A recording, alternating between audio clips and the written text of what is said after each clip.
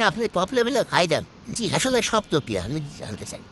এটা হচ্ছে কি স্বপ্ন কি, বাট আমি মিডিয়াতে আসছি তো যে কোনো একটা স্বপ্ন বা যে কোনো একটা উদ্দেশ্য। আমি বাংলাদেশে আমার দর্শকদেরকে আমি এটাই বলবো যে আমি এক নামে ভাইরাল রূপামণি, এবং আমি হচ্ছে ওয়ানলি ওয়ান রিসম্যান।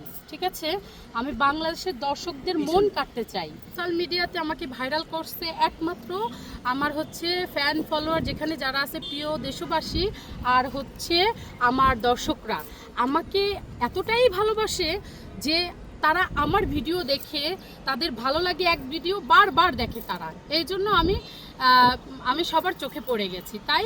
আর আমার কাজগুলো অনেক সুন্দর, এজন্য আমার দর্শকরা আমার কাজগুলো দেখে দেখে অনেক ভালো কমেন্টস করে, এবং যাদের ভালো লাগে ভালো কমেন্টস করে, আর যাদের একটু প্রবলেম থাকে তারা মনে করেন যে একটু খারাপ কমেন্টস করে। তো তাদের কমেন্টস আমার কিচ্ছু যায় আসে না, তাদের কমেন্টে আমার কিচ্ছু যায় আসে না। আমি বাংলাদেশে ওয়ানলি রূপামণি একজন, অনলি ওয়ান রিসম্যান।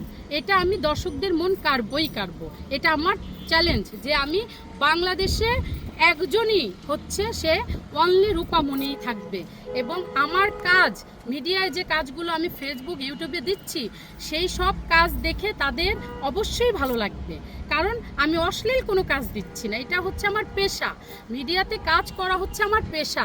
আর সেই পেশাটাকে যদি মানুষ নেশা মনে করে যদি বাজে কমেন্ট করে, সেটা আমার কিচ্ছু যায় আসে না, আই ডোন্ট কেয়ার।